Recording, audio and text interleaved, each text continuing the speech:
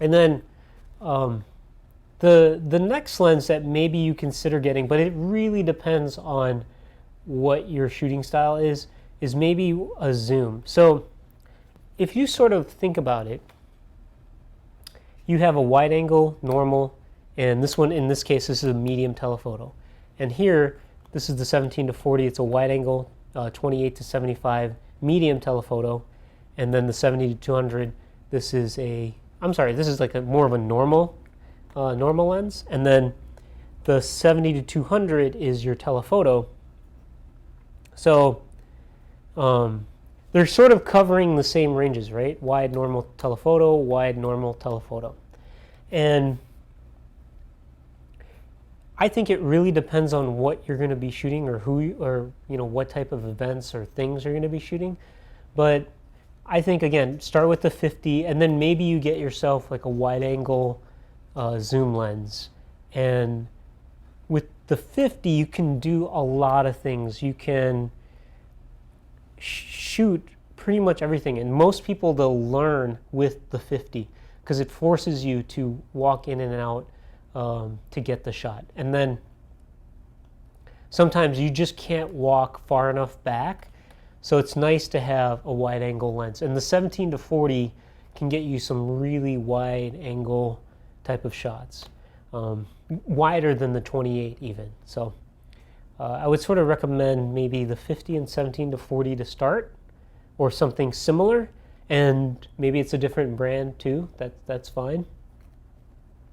And then once you start to learn a little bit more about how you shoot and what you're needing, you'll start to realize, you know what, I'm always having to like walk in closer, and I can't get close enough.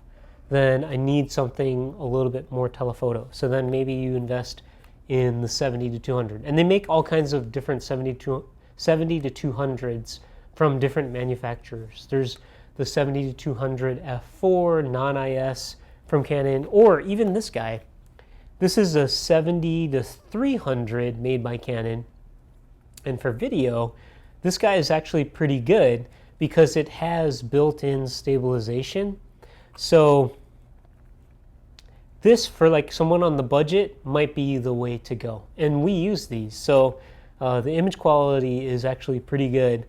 And the only thing is it's a little bit slower, so it's like an f4.5 to 5.6, which means that at 70 millimeters, the widest that you can open up the aperture is 4.5, f4.5, and then when you zoom out to 300, the widest that you can open it up is 5.6.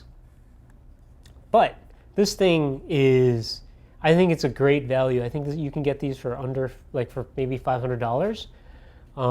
And they even make a 75 to 300 non-image stabilized, which you can find for like $150. And I actually own that very early on, and that lens is surprisingly sharp. So, if you're on a tripod, then you should be good to go.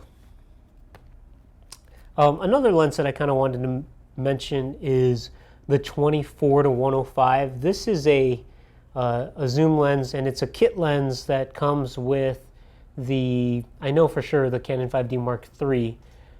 And the reason why I bring this lens up is because this lens is a very good sort of all-around lens. If you're going to be in a run-and-gun situation where you're going to need sometimes wide angle, sometimes you're going to need to zoom in for some medium close-ups, then the 24-105 is a great lens to have. I use this often when I'm shooting like a corporate gig, and it's one of those things where maybe I'll put it on a shoulder rig and then shoot something where we're just kind of following someone around and they're showing me like a tour. Then I can get like a wide shot of what they're showing me and then just zoom in and get a close-up. So 24-105 I think is very nice for sort of these run and gun, you don't know what you're going to encounter type of video shoots.